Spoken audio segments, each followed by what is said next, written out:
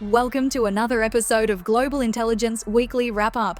With over 25 years of experience in intelligence and law enforcement, Neil Bisson, the director of the Global Intelligence Knowledge Network and a retired intelligence officer with the Canadian Security Intelligence Service, delivers expert analysis that goes beyond the headlines.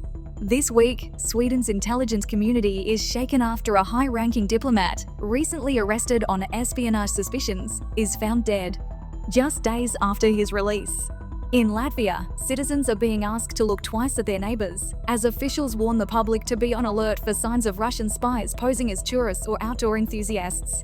What can Canadians learn from this Latvian lesson? We also examine a Kremlin-backed cyber threat that's weaponizing early 2000s vulnerabilities to infiltrate defense contractors and government agencies. A case that reminds us that sometimes, the oldest exploits are still the most dangerous. Plus, questions continue to swirl around US President Trump and a mysterious $400 million gift jet from the Qatari government. This situation is raising some serious national security red flags. All that and more on this week's Intelligence Wrap-Up. So what are we waiting for? Let's get started.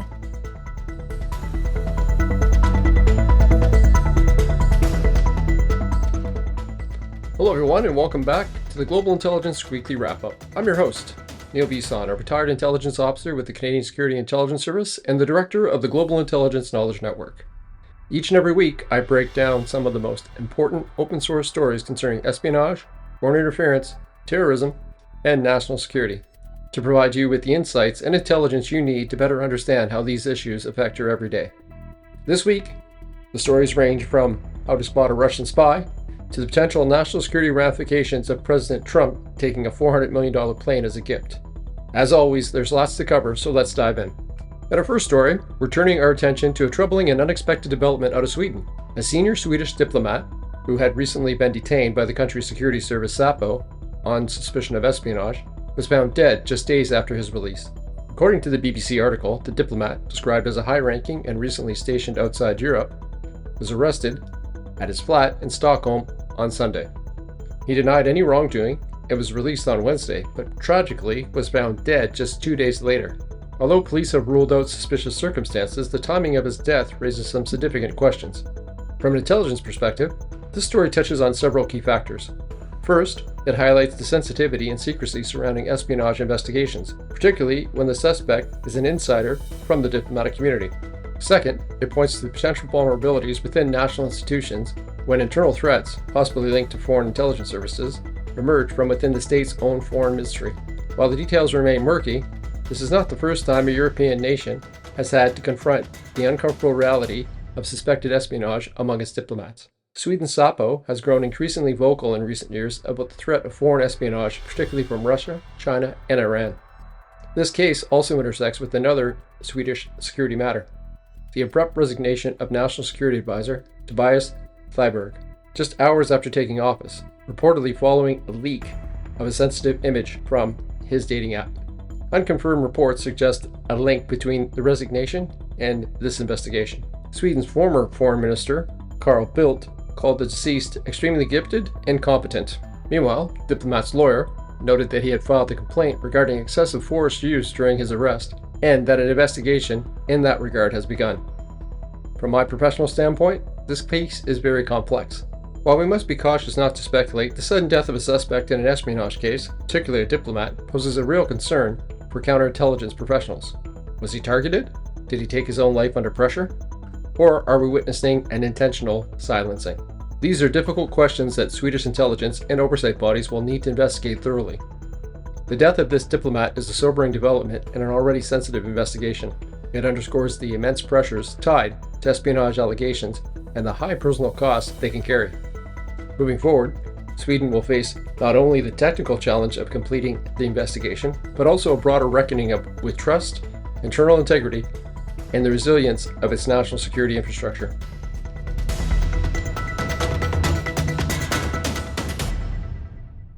We head to Latvia for our next story, where citizens are being warned to keep an eye out, not for pickpockets or unruly tourists, but for Russian spies. The country's Defense Intelligence and Security Service, known as the MIDD, has issued a public guide on how to spot suspected Russian operatives, a concern that grows across Europe about sabotage, surveillance, and hybrid threats. The MIDD's annual report includes a list of potential red flags to help everyday Latvians identify possible Russian saboteurs. Indicators range from an unkempt appearance and poor hygiene to excessive curiosity during small talk and military-style haircuts. Another clue, tourists unfamiliar with the terrain but carrying specialized gear like medical kits, maps, or radios. From a counterintelligence perspective, this public-facing warning reflects the growing normalization of hybrid warfare, where civilians may find themselves on the front lines of detecting state-sponsored threats.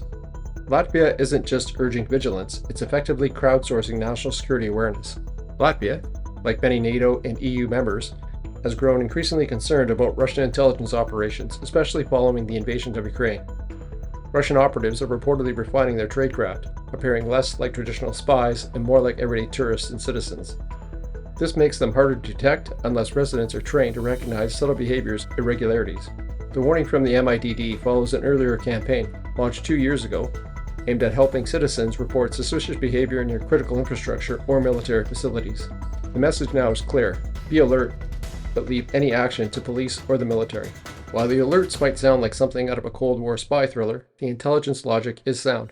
Russia has long used agents and sabotage tactics in both peace and wartime, often embedding personnel into local populations or disguising them as humanitarian workers or outdoor adventurers. Intelligence officers often teach their assets to blend in, but every disguise has its tells. This is part of a broader European concern. Germany recently arrested 3 Ukrainian nationals accused of plotting parcel bomb attacks on behalf of the Russian state. And last year, package explosions in the UK, Germany, and Poland, believed to be linked to Russian operatives, set off alarm bells across the continent. Latvia's warning is not just about spotting spies, it's about reinforcing a national security culture that includes the public as the first line of defense. In today's climate of cyberattacks, sabotage, and psychological warfare, vigilance is no longer just a domain of intelligence professionals.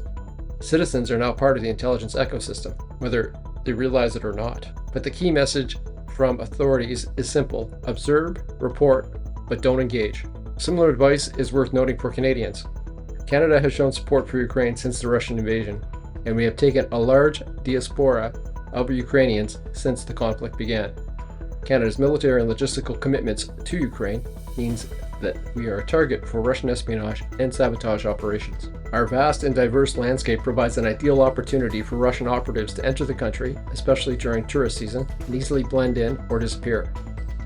Combine this with the increase in the intensity and time period of wildfires in Canada, and this leaves us highly susceptible to wildfire sabotage, which could easily be started by enemies of Canada as a destabilization technique to destroy infrastructure and refocus the narrative of the issues that could be counterproductive to continue support for Ukraine. Wildfires are unpredictable and their cause can be difficult to determine. All this adds up to the need for Canadian citizens to be aware of anything suspicious and report it to the proper authorities.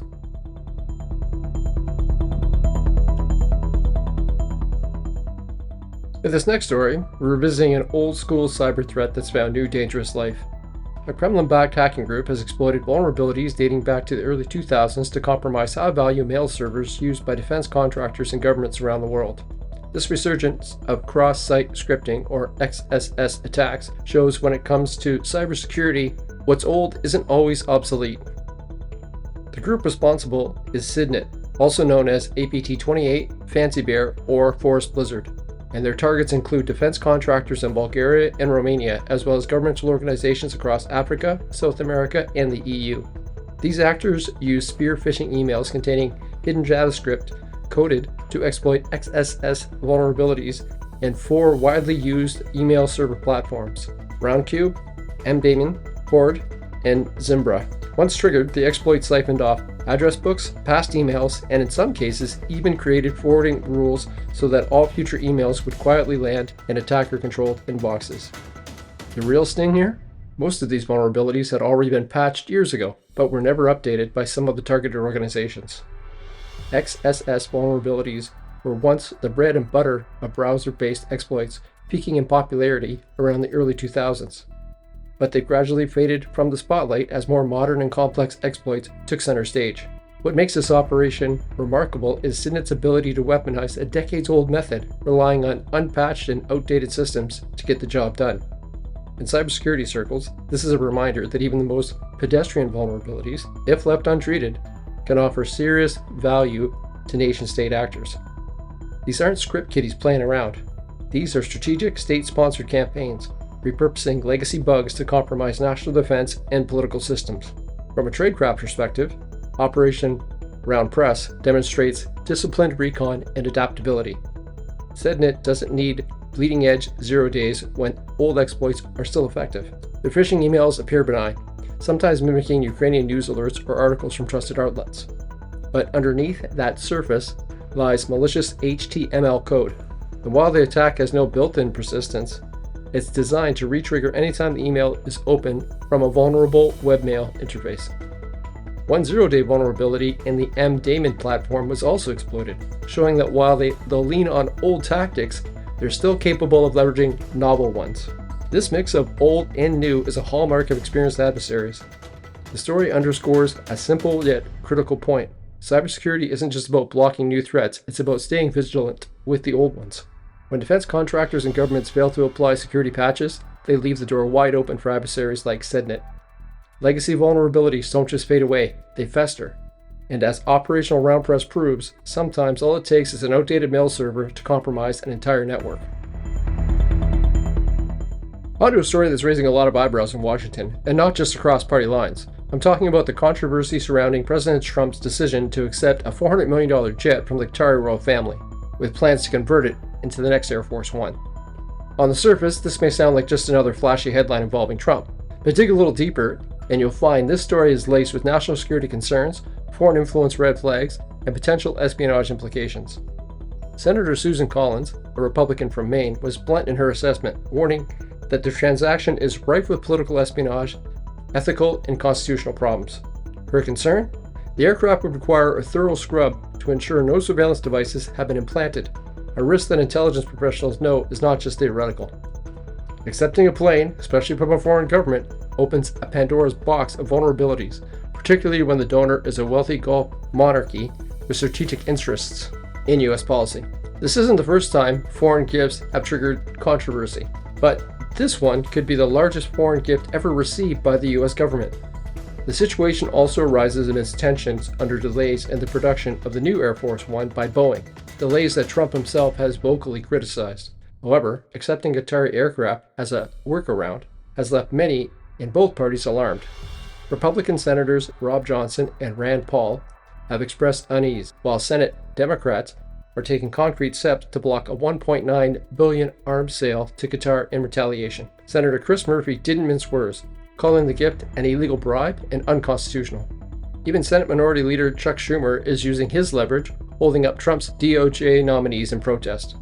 The bipartisan backlash here is telling. When intelligence security concerns are raised this vocally on both sides of the aisle, it usually means they're well-founded. From my professional perspective, this gift creates a textbook case of potential foreign influence and OPSEC risk. You don't just accept a $400 million jet and expect it not to come with strings or bugs. Even if the plane is intended to be handed over to the Department of Defense and later to Trump's Presidential Library Foundation, the optics and operational risks are severe. Every intelligence service knows that if you can get your hardware into a rival's infrastructure, you've taken a significant leap forward in espionage capability. This story is about more than just a luxury aircraft. It's about the integrity of U.S. foreign policy and security of presidential infrastructure and how foreign governments may exploit opportunities to gain leverage. Expect further congressional pushback and likely increased scrutiny on foreign gifts moving forward. I'll continue to watch this story closely and keep you posted. For our next story, we're covering a chilling development out of Germany, the arrest of 3 Ukrainian nationals accused of plotting a parcel bomb attack on behalf of the Russian state. The details offer a stark reminder of how hybrid warfare and sabotage are playing out in the heart of Europe. German prosecutors say the plot was designed to target cargo transport systems by placing explosive parcels into the logistical stream, intended to detonate during transit. The goal? Disruption, chaos, and possibly mass casualties. And all of this allegedly directed by agents working for the Russian state. The suspects, identified only as Vladislav T., Daniel B., and Yevhen B., were arrested in Germany and Switzerland after months of surveillance. Authorities say one of them mailed test packages fitted with GPS trackers from Cologne in March, a classic reconnaissance move to probe transport patterns and identify suitable routes for eventual attack. The investigation is being led by Germany's Federal Criminal Police due to its national security significance. This isn't just criminal mischief. It's being treated as foreign-directed sabotage with echoes of prior Parcel-based attacks. Let's take a step back. This isn't the first time Parcel bombs have rattled Europe. In July 2023, a wave of Parcel detonations triggered in Birmingham, Leipzig, and near Warsaw alarmed Western intelligence services. The packets were deceptively mundane, filled with sex toys or massage pillows, cleverly rigged with cheap Chinese-made timers, inflammable neomethane gel disguised as cosmetics. Authorities later confirmed that one of those packages could have caused a plane crash if it had been ignited mid-flight. DHL was forced to overhaul security protocols after a fire broke out in one of their Leipzig warehouses. It all paints a pattern: a low-cost, high-impact campaign of logistical sabotage, the kind of tactics you expect from a nation-state aiming to destabilize and distract. Western officials, including Britain's MI6 chief Richard Moore, have openly accused Russia of orchestrating a staggeringly reckless campaign of sabotage across Europe. Germany's interior officials aren't mincing words. North Rhine-Westphaly's State Minister Herbert Rowe warned of low-level agents working for Russian services for little money but doing serious damage. Germany's Justice Minister echoed those concerns, calling the threat part of Moscow's broader effort to undermine Western democracies through perfidious intelligence methods. Even the US reportedly stepped in. After learning about these plots, the Biden administration allegedly reached out to Moscow, warning the Kremlin to shut it down, a rare and direct confrontation over covert activity. Meanwhile, German Chancellor Friedrich Merz has pledged to meet such threats with defense preparedness. Given Germany's position as the second-largest supplier of military aid to Ukraine, it's likely we'll see increased security around critical infrastructure, especially in transport and logistics. Here's why this matters to intelligence professionals and security personnel. This is not about lone or fringe actors. This is a state-directed sabotage campaign, leveraging proxies to conduct operations that blur the line between espionage, terrorism, and psychological warfare. These kinds of hybrid threats are designed to erode trust in government and logistical systems and in the public safety. And they're incredibly hard to stop. Parcel bombs in the mail stream represent a nightmare scenario. Low visibility, high risk, and near impossible attribution, unless security services catch a break, like the GPS-laced test runs in this case. This is the future of covert conflict, and unfortunately it's already here. Germany's arrest may have prevented a catastrophe, but the larger threat remains. As the war in Ukraine continues, expect more of these low-cost sabotage efforts across Europe and North America. The question is no longer if they'll happen again, but where, and whether security agencies can stay one step ahead of them. Our next story takes us to Poland, where we're looking at another case of Russian sabotage. Poland has accused Russian intelligence agencies of orchestrating a massive fire at a shopping center in Warsaw last year, and this marks a sharp escalation in an already tense relationship between the two countries. According to the Polish government, a year-long investigation has concluded that the Mary Ryska 44 shopping center fire in May 2024 was an act of arson ordered by Russian intelligence services. Over 1,400 retail units were destroyed in the blaze. In response, Poland summoned the Russian ambassador and announced the closure of Russia's consulate in Krakow. Russia, for its part, denies involvement and has labeled the accusation as Russophobic, vowing to issue what it's called an adequate response. This is a prime example of covert sabotage, part of a growing list of alleged Russian hybrid operations across Europe. The use of fire as a weapon to disrupt civil infrastructure shows a shift towards more destructive and attention-grabbing methods. Poland has long been a logistical and political hub for Western military and humanitarian support for Ukraine, making it a high-priority target for Russian influence and disruption. It's not the first time that Poland has linked Moscow to sabotage. In October, Warsaw also closed a Russian consulate in Poznan over similar suspicions. Russia retaliated by shutting down the Polish consulate in St. Petersburg. This also fits a broader regional pattern. Just 3 days before the Warsaw fire, Lithuanian authorities reported a suspicious fire at an IKEA store, which they also attributed to Russian interference. Western intelligence agencies have increasingly identified fire, cyberattacks, and mail bombs as part of the toolkit used by Russian services to destabilize pro-Ukrainian governments. Polish Prime Minister Donald Tusk confirmed the fire was a deliberate act of arson coordinated by someone in Russia. He noted that some of the perpetrators are already in custody, while others have been identified and are being sought. From an intelligence standpoint, this points to multi-tiered operation involving local assets and foreign coordination. The fact that arrests have been made suggests Polish counterintelligence have made real headway in identifying operational networks tied to Russia. This highlights the ongoing evolution of Russian intelligence operations. They are no longer just stealing secrets or planning malware. They are also disrupting public life and infrastructure through direct sabotage, forcing nations to reevaluate their traditional boundaries of espionage. Poland's accusation against Russia marks a serious escalation in East-West tensions and signals a new willingness by European governments to name and shame when it comes to covert attacks. With ongoing conflicts, intelligence services will continue to play a frontline role not only abroad but also at home. Expect more of these operations to be exposed as Western agencies ramp up counterintelligence efforts, and don't be surprised if diplomatic fallout continues in the months ahead. For our last story this week, we return to Canada, where we're examining a landmark terrorism financing case. A Toronto man has pleaded guilty to financing terrorist acts overseas, marking what the RCMP calls the largest terrorist financing conviction in Canadian history. The man, 36-year-old Khalilullah Yusuf, used cryptocurrency and crowdfunding tools to funnel funds to Daesh, more widely known as ISIS. He also disseminated extreme propaganda online, recruiting and radicalizing others. Let's break down the story and explore its deeper implications for national security and the evolving digital threat landscape.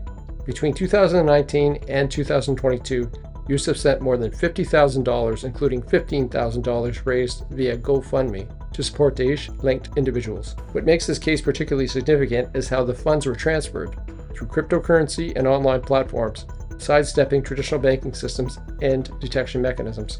He also disseminated over 3,800 hyperlinks promoting extremist content, in addition to producing propaganda justifying terrorist violence against foreign nations in Afghanistan. From an intelligence standpoint, this case is critical. It highlights how non-connect roles in terrorism, like financing and online radicalization, are increasingly pivotal. It's not just the bomb makers or attackers we need to worry about. It's the digital facilitators working behind the scenes who are just as dangerous. Terrorism financing isn't new, but the methods are evolving.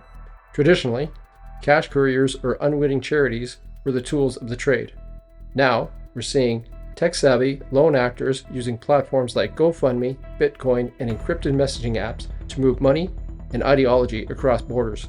This case is comparable to similar trends observed in the UK, Australia, and the United States, where online radicalizers operate from suburban homes, not war zones.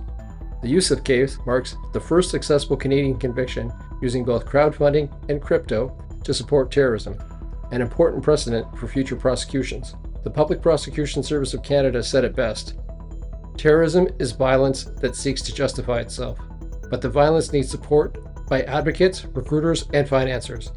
Those who make the violence possible must be held to account. I couldn't agree more. Every successful terrorist act often begins with someone behind a keyboard, spreading propaganda, raising funds, or connecting like-minded individuals. I've previously done a video on cryptocurrency and terrorism, and I'll leave a link to it in the show notes. Disrupting these non-violent but essential support roles is just as important as stopping the attack itself. This case marks Canada's largest terrorism financing conviction to date and sets new legal ground for tackling cyber-facilitated terrorism. Looking ahead, expect Canadian law enforcement and intelligence agencies to further expand their focus on the digital financing and propaganda wings of terrorist networks. This isn't just about stopping bombs, it's about cutting off the lifelines that make them possible. Well, that's it for this week. As always, the links to all of the news articles discussed are in the transcript of the podcast. For all my Canadian listeners, I'd like to wish you a Merry 2-4 weekend, despite it not falling on the 24th. I also want to give a shout out to the participants of my recent University of Ottawa online course, The Psychology Behind Human Sources and Intelligence Collection. Thank you for your participation and your input. Another course is being offered in November, so if you're interested, please register before the class fills up. So until next week, stay curious, stay informed, and stay safe. That's a wrap for this week's Global Intelligence Weekly Wrap-Up. From a suspicious death in Sweden's diplomatic ranks, to Latvia's public guide on spotting Russian spies, to a cyber threat exploiting 2-decade-old vulnerabilities, this week's stories show just how layered and persistent modern threats have become. Delivering this kind of expert insight each week takes time, experience, and a deep commitment to highlighting the stories that impact national security, even when they don't make front-page headlines. If you found today's episode valuable, consider liking, sharing, or leaving a review. It's a powerful way to support the show and help others discover it. And if you'd like to take your support even further, check out the link in the show notes to contribute through Patreon or Buzzsprout. Whether it's a one-time tip or ongoing support, it helps keep this mission alive. Thanks for listening. And as Neil always says, stay curious, stay informed, and stay safe. We'll see you next week.